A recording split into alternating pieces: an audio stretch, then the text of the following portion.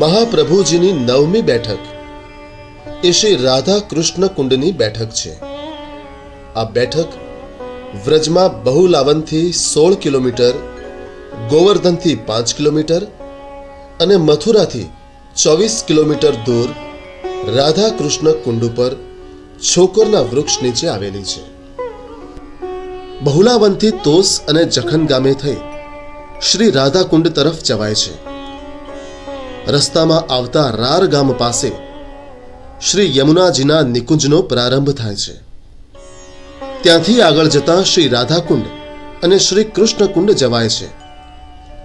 આ સ્થાનમાં શ્રી રાધા કુંડ અને શ્રી કૃષ્ણ કુંડ પાસે પાસે આવેલા છે અને એકબીજાથી જોડાયેલા છે.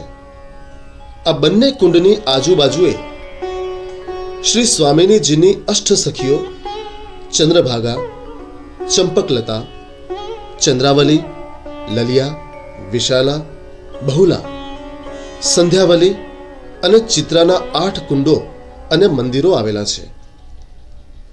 જ્યારે ભગવાને બળદનું રૂપ ધારણ કરીને આવેલા અહિષ્ટાસુર નામના રાક્ષસનો સંહાર કર્યો ત્યારે ગોપ ગોપીઓએ કહ્યું, મહારાજ, તમે ગોવંશનો સંહાર કર્યો હોવાથી તમને પાપ લાગ્યું છે.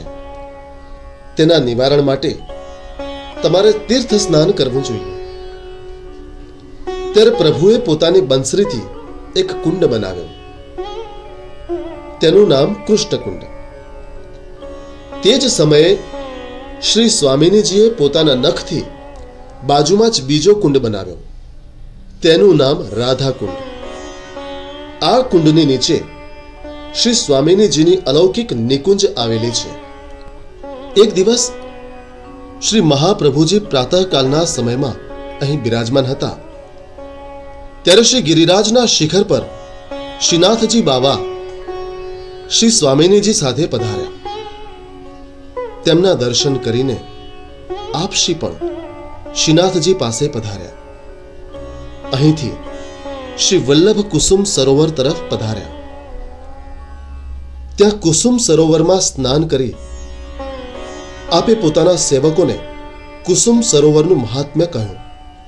આ સરોવરના કિનારે બિરાજીને અહીંના વનના સુંદર પુષ્પોની વેણી ગૂંથીને પ્રભુએ શ્રી રાધા સહચરીજીને ધરાવી હતી.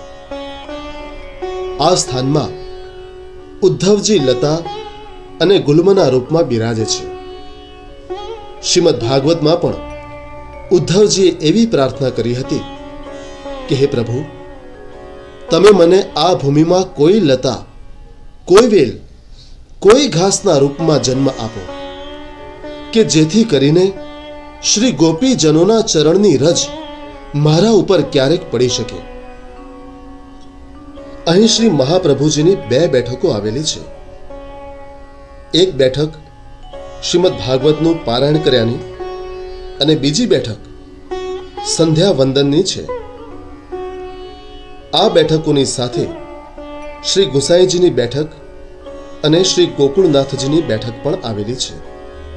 અહીં બિરાજતા બધા જ બેઠકજીને સદન્ય દંડવત કરી કૃતાર્થ થઈએ અને જારી ચરણ સ્પર્શનો લાભો લઈએ.